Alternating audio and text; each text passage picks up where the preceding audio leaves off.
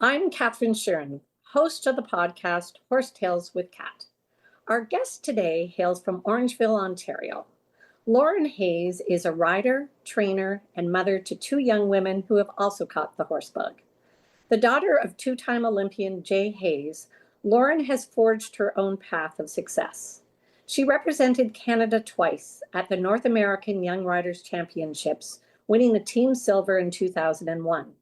She also competed in the Olympic trials in 2000 and represented Canada on the Nations Cup team in Wellington in 2002.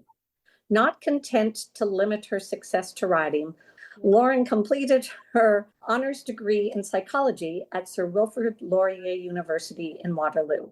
Lauren, welcome to the show. Hi, thank you for having me. So I always like to begin with, how early did you catch the bug? I mean, I guess growing up with a rider as a father, there was kind of no chance that you weren't going to ride, but I understand you started really young. I was always a horse crazy little girl. My mom's family was very heavily involved in horses and breeding, and I spent a lot of time with my grandmother, and she was a crazy horse person as well. And I can remember from, I think I was 4 years old, and I would be dressed and ready sitting outside my parents' bedroom waiting to go to the horse show because they told me it was too early to go. So I just basically slept in my clothes to make sure that I wasn't forgotten and allowed to go to the horse show. And when would you say that you decided that this was going to be your path, not just riding, but this was going to be a career option for you? I can't give you an exact time, but I know that from a very young age, I always wanted to be in the horses. My parents were very supportive of that, but I had to go to school to make sure that it wasn't just all I knew, that I only did it because that's all I knew, that I had other options and gave myself a choice. And clearly I chose horses, but I did go to university. I had a great time. The 4 years went by very fast, and here I am. And I would say, I personally feel like you're one of the most underrated Canadian riders. Thank you. Thank you. And I think your talent has always been there, but it feels like you've had a few injuries, it seems like in the last 10 years, that have kind of kept you from getting to that next level. I guess I would ask, it also seems to me that is what is quite interesting with you is you always have a smile on your face. You always have a very positive attitude. How have you dealt with those challenges? I think I have a good outlook. I enjoy what I do. I have a very supportive group of people and family around me. I had two young children. I was able to keep going. I think I've had to learn how to prioritize and compartmentalize and not to stress about things that I can't handle right at the moment. And I think I'm just coming into that of being able to sort of say, this is my time. I have two wonderful children and they both love the horses. My youngest is also loves gymnastics. So juggling that along with clients and kids and horses and everything, I've had to learn to delegate, and it's a process and learning about yourself too, and what you're able to give up and what you're able to point fingers and say, no, this is me. This is for me now. Well, it is interesting because I was thinking you're really one of only a handful of women in the sport that are mothers. It seems like it's always kind of been a choice to be one or the other. So I imagine for you, your decision to have children, that factored into whatever you were planning to do next. But was it a conscious decision? I want a family. I always knew I wanted to have children. I was always had a lot of kids around when I started my business, and I enjoy being a mom. You know, it's funny, my mom was always very involved in the business, but as I get older, I see that she made choices and sacrifices as well. And I look at other mothers and other professionals that did make the choice to step back or slow down, or when their kids got older, they all of a sudden ramped everything up. And I think as a young girl, was just, you had kids and you carried on and you did everything. But when you're in it, you realize it's difficult. It's not easy. Like I said, I'm very lucky. I had a very large support group and understanding clients. And my kids have learned to go with the flow. They're very adaptable. I remember once Sloan was really little and I felt bad because, we kept packing suitcases and getting in the camper and going and just, it was always go, go, go. And I think we were sitting at breakfast or doing something. And it was like October or beginning of November. And I looked at her and I said, "What's wrong?" And she goes, "I just want to go to a horse show." And I was like, okay, so I'm not doing everything wrong. She's enjoying this. I'm not forcing her. And the rest is, I guess, history. They're, like I said, they're quite adaptable and they're good girls. And they're teenagers now, aren't they? Yeah, Sloan just turned 15 and Estee just turned 12. That's a really challenging time Yeah. for girls and for mothers. Yes. What do you think is your best support in terms of managing it right now? My best support, I have my mom and my dad to lean on, my sisters, and I have a great group of customers and staff in the barn that are wonderful. And my kids, they enjoy being with people, so they'll go to dinner or do something with everybody, and they really enjoy being with them. So it's nice. And then now tell me a little bit about your mounts, because I think you have 4 pretty special ones this year. And it was kind of interesting for me in researching. I realized that so you have Londora, who Yes. is your mare that I know your father rode for you. We're going to talk a little, I guess I Yes. forgot to tell our listeners that you have a broken leg right now, and so you haven't been able to ride her in the Yeah. competition ring. But I was wondering, is she related at all to Londor that your father rode back in the early 2000s, or is it just a No, just a coincidence. She had a different name when we bought her, but there were a few that had the same name as her. And so I have a great owner. And when we got her last year, she's by Glocks London. And so Londora, we changed her name to Londora. And her barn name is Freya. And she's very special. She's a really special mare. My dad yes, I did have a broken ankle, and I actually jumped her for the first time today, so that was really exciting. I'm just getting back, and my dad got to show her a little bit for me, and she was great. She's special. She's quite the character, but the sweetest horse in the entire world. and would you say you have a type? It's funny. I always thought that I liked really hot horses, and she is hot. But out of all my horses that I have now, I have 3 very different horses. I have a chestnut mare, which is Freya, and she's hot, but you can put your leg on her and she's not a runaway. And then I have a black stallion. I have all the cliches, who is a little bit cold but cheeky, and he's tiny. We say he's 16 hands, but I think he's 15.3. He is owned by the same owner as Londora. Harry is his name, or Hadesh is his show name. And then I have a bay gelding, Lloyd, who is he's sensitive. I wouldn't say hot and I wouldn't say cold, but he is sensitive. I say to everybody, I have a different respect for each of them. My relationship with the 3 of them is very different, just based on their personalities. And what's your ultimate goal with each of them? I would love to represent Canada at some point on any level. I don't know about a championship, but on a Nations Cup team would be really nice. That's sort of a goal with Londora. Harry, he's had a couple injuries, and we're just bringing him back, and hopefully, knock on wood, he stays uninjured. And he was showing in the 2 stars, and we'll just get him back to that level. And Lloyd, he's the same age as Londora. They're both 9, but he's a green 9-year-old. So just get him going and see where he ends up and go from there. Would you say your father's been your greatest influence as a rider? I guess I always wonder, when you train under another rider and that's your family as well, I always wonder, do you adopt habits from them, or do you try to do something completely different, or how does that work? I've been very lucky. Yes, I'm imitating my dad. I'm constantly surrounded every day under, watching him compete from a very young age. I for sure had to adapt my own style just because I'm a lot shorter than him and less strong and everything. But I've also been very lucky. My uncle is Matt Cohn, who actually this winter helped me a lot. My parents were in Ocala. My dad was in Ocala with his 2 horses, and I jumped the 2-star in Wellington, and Mac helped me a lot. Just watching, like Margie Goldstein and Laura Kraut and BZ Madden, and just sort of watching them and how they ride. And if they're not, Margie's as tough as nails and tiny and gets the job done and is effective.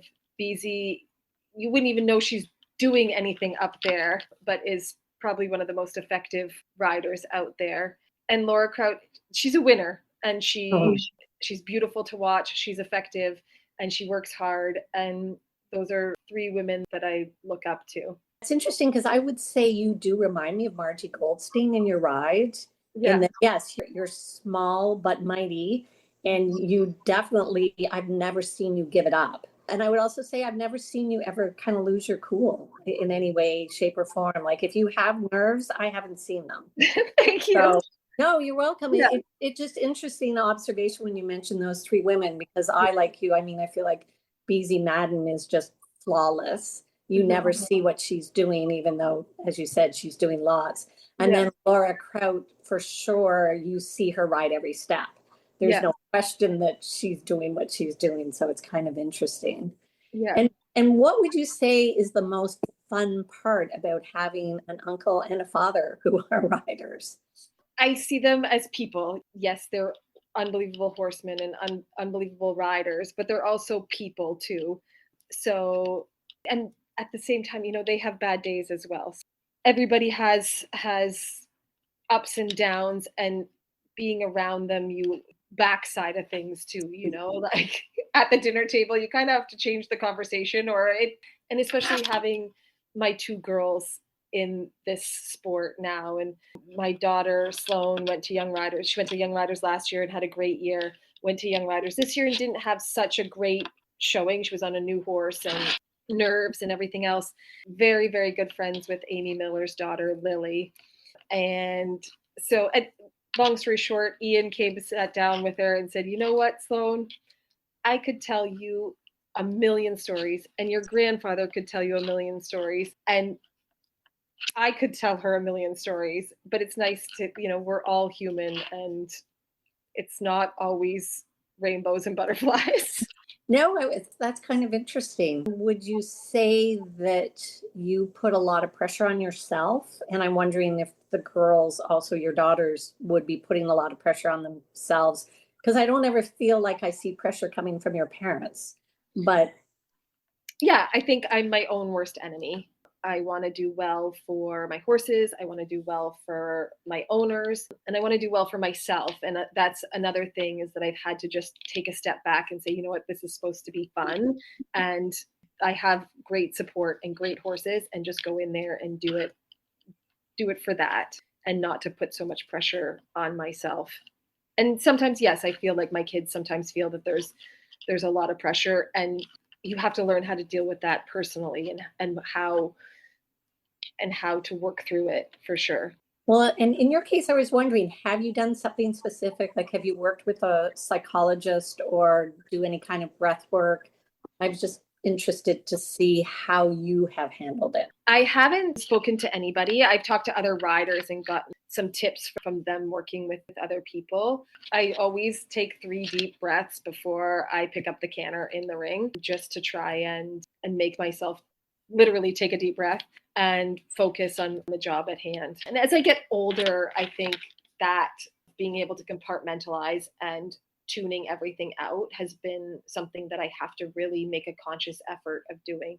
Because when you're juggling as many things as you are, just a mom job itself, and then you're a trainer, you're a rider, then you're also involved in the breeding business. And one thing that I didn't realize before I started researching you was you were actually born in the States. So when did your family come to Canada? Because I guess I just assumed because your mom was Canadian that you were born in Canada. Yeah, I was 6 months old when we moved to Canada. My dad was very young. He had just finished university.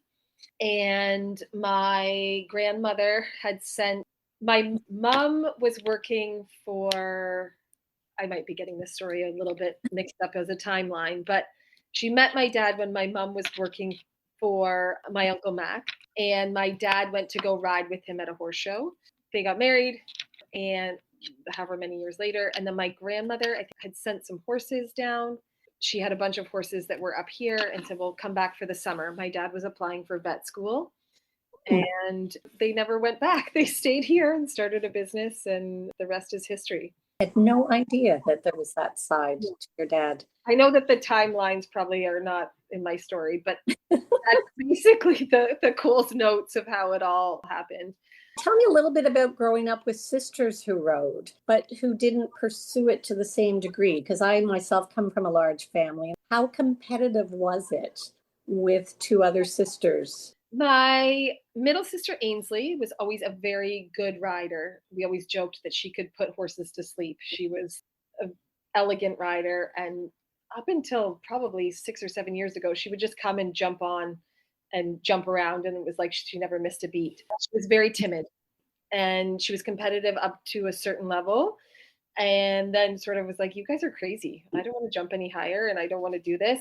And she was very heavily involved in the management side. We ran a horse show for, oh my goodness, 30 plus years. And she was very heavily involved in the management side of horse shows and events, and sort of pursued a few jobs that way. And she's actually now, she works for First Racing, who have just gotten into show jumping events.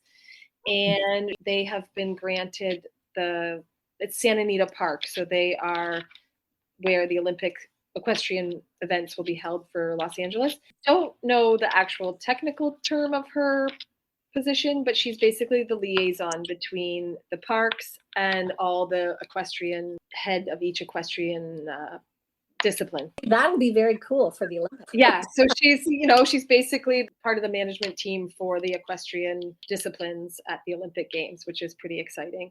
Mm-hmm. And then my little sister, Reagan, she rode up to the young riders level and the meter 40 jumpers, and was always very competitive, but always she got other jobs. She was a hostess. She worked at a store, and she was always heavily into design and fashion design. And she helped with the sort of the VIP tent and all that at our events. My parents had a stall rental company, and she ran that for a little while, and has her own interior design business, is doing quite well at that. But she has a lot of clients that are horse people, so she's still very involved. Got her hand in the horses still. Exactly. She'll come out and go for a trail ride, or come out and ride a little bit every once in a while. Yeah, well, I remember all three of you riding. And I certainly remember Ainsley doing the horse shows, because I think she used to organize the stuff at Palgrave too, didn't she? As well as Collingwood, or no? No, just okay. Collingwood and Orangeville. And when we ran the horse show in Ottawa as well. Okay. Do tell our listeners a little bit about Collingwood, because for those who are new to the horse world, they might not be familiar with it. And I would say, as an amateur rider, it was one of my favorite events to go to. It was a lot of fun, and actually a lot of people keep asking us when we're going to do it again. My parents, I don't even know what year was the first. They helped run the Sutton Horse Show a little bit.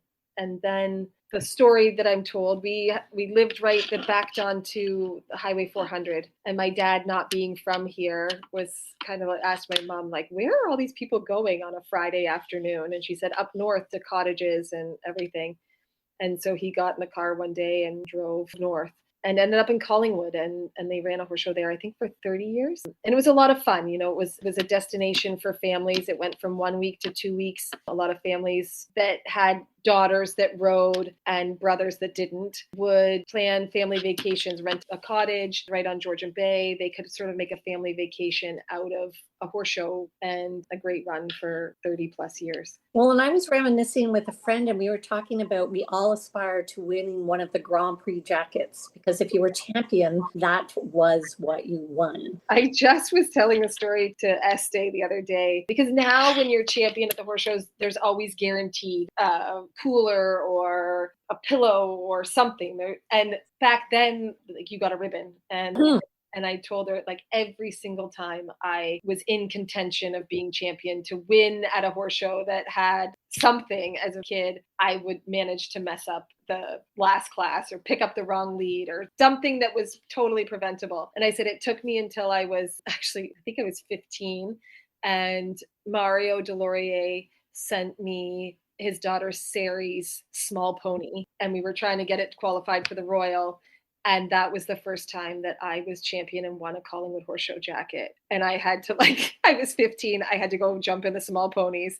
And that was how I could keep it all together. And I told her about my sister Reagan, who was in contention to be champion and had 2 jumps left, a single outside line. And she stopped and said, I can't remember where I'm going. And lost. lost. She actually went and bought a Roots jacket. She was a stunt double in a movie and got paid and went and bought a Roots jacket because she wanted one so badly. So, well, what is funny about that is that I ended up buying one of those Grand Prix jackets myself because I never did win one. yeah, So it was good selling for Grand Prix. exactly. Yes, they were a very big an award that everybody aspired to win, and it's funny.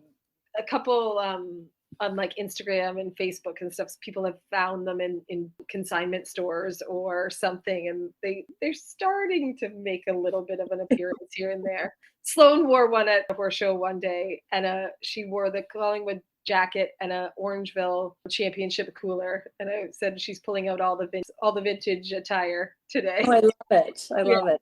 So I wanted to go back to a little bit about being a mom and juggling everything, because I wondered what kind of advice you would give to women coming up through the ranks that are feeling like they have to make a choice between the two. Because I can honestly say, even in the people that I've interviewed, not only have they made a conscious decision not to have children, they've also often made a conscious decision not to get any kind of higher learning. And yet I'm thinking, you've done both. Yeah. What would you say would be your advice to people coming up? It's a choice for sure. I probably went, as far as school is concerned, it was 4 years. It happened so fast. I went to school far enough from home to be far, but close enough to be close. I would come home most weekends before the Royal, and I would show at the Royal, and then I didn't come home until Christmas break. That would be my school time. For the first year, I think we only went to Florida for 3 weeks. So I went for spring break and that was it. And other times I was lucky enough, I flew back and forth. I would make my schedule that I didn't have anything on Friday afternoons or Friday at all. And then I would take a night class Monday so I could go Monday. It's just all about, for school wise, it's about time management and organizing and prioritizing. And we can't procrastinate. They give you a syllabus at the beginning of the semester, know where and when you're going to be in busy times and kind of work ahead. And you just have to prioritize that and enjoy it. Like, it's 4 years, it goes by really fast. As far as having kids, like I said, I always knew I wanted to be a mom. And I didn't really think anything of it. I just figured that I could do it. I'm lucky, again, that I had such a great support in my parents and everything. And I look back now, I don't know how I did it. I don't know if I just don't remember it, but I survived, and I have 2 great girls, and they are my number 1 fans and supporters. And I enjoy that we share the same passion. They have a diverse group of friends from school and band and gymnastics, and we try and make it work. There's sometimes that, yes, it is a struggle and you don't know how you're going to get through the day, but at the end of the day, it's a choice, and I love it. Mm-hmm. And then I also wanted to ask you a little bit about being a Canadian in the sport, just because I feel like it's so different in Canada versus the US, just as far as the financial support and the depth. Do you see that there needs to be something that changes in Canada? There's a fair bit of concern when I talk to people about the future of the sport in Canada. Do you share those concerns, and what do you think we can possibly do differently? I don't know what we can do differently. There's for sure lack of depth. The hard part here, especially in Southern Ontario, the level of competition is not at world-class level. Okay, last week was Major League and it was the 5-star. The week before in Ottawa was a 5-star. But we don't see that very often. We're a little underprepared. The hard part is that you have to make that choice of, do you go on the road and chase the 5 stars, but at the same time you have to run a business and to be able to support yourself and be able to do those things. So there's a balance that has to be found. I don't know what the solution is. Out west between Thunderbird and Spruce Meadows, there's a huge advantage, but to take an entire barn of customers out there is a huge financial commitment, and them on the road and away from their families and everything else, that it's difficult. It's hard. What the solution is, I have no idea. It's something that obviously we need to try and fix, and for the next generation, or even for now too. But it's hard, and Canadians don't spend the same way that Americans do. I'm lucky that I do have a client base that is able to spend the winters in Florida. So we can continue our training program and be exposed to jumpers on a world-class level. But there is for sure a gap in where we need to be. And I wanted to acknowledge that you yourself, you did qualify to go to Spruce this fall, which would have been a really lovely opportunity with your horses. But because of your broken leg, you've chosen to sit this one out.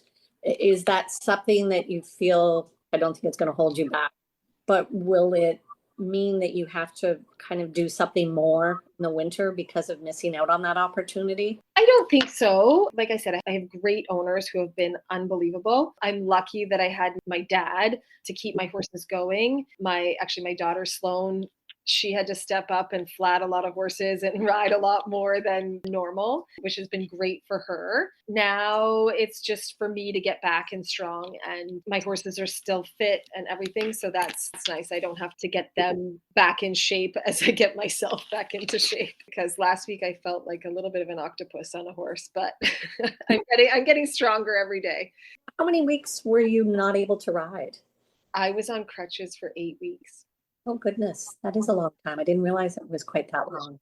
Yeah, out of commission for a little while. And so what are your immediate goals in the next, say, 6 months? I would like to get back into the ring, jumping big enough classes. I'm hoping that I'll be back for the Royal to be able to jump the Canadian Championships. And then Florida, I'll jump a few more 2-stars, maybe hopefully get to the 3-star level and go from there. Last question would be, is Londora, is she a possibility for you for the Olympics? Would you say she's at that level? I don't know. She surprises us every horse show. She was sort of bought as a 2-star, 3-star horse. She keeps surprising us every time she goes in the ring. And she was ridden by actually a father-son duo in Germany, and they were men. They were a lot bigger than I am, a lot stronger. And so it's been a little bit of a different ride for her, and she's been amazing. I can't say anything. She's just been incredible. And anytime I make a mistake, I call her my goldfish. She just shakes her head and goes, okay, let's keep going. She has a 3-second memory. It sounds like she steps up to the plate. Yes, she does. So it's funny. I always say, like, when I walk in the ring, I tell her, I'm like, okay, we're going to do this. And we're going to do this together. Well, fingers crossed. I will be rooting for you and hope that you get there. Thank you. Thank you. And I just want to say thank you so much for taking time out of your day to share your experiences with us, and wishing you all the best for the future. Thank you. I really appreciate this. And I was very excited that I got asked to do it. So thank you. Thank you. Thank you. You're very welcome. If you'd like to learn more about upcoming podcast episodes, please feel free to follow us on Facebook and Instagram at Horse Tales with Cat.